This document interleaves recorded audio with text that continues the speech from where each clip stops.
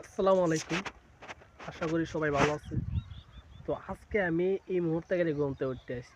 কেন উঠতে এসেছি? কারণ আজকে এত পরিমাণ ঠান্ডা, সূর্য একেবারে উঠে নাই।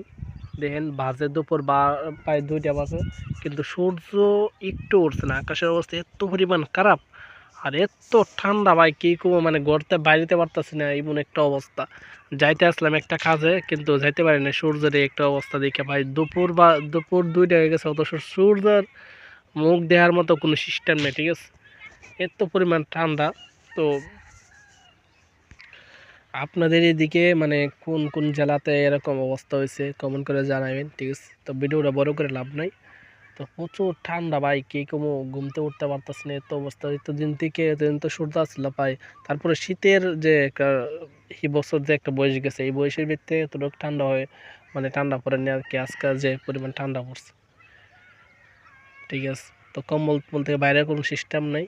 আর যারা যারা ভিডিওটা দেখতেছেন সবাই আমার চ্যানেলটা সাবস্ক্রাইব করে দেবেন। তো সবাই ভালো থাকবেন, সুস্থ থাকবেন। আল্লাহ হাফেজ।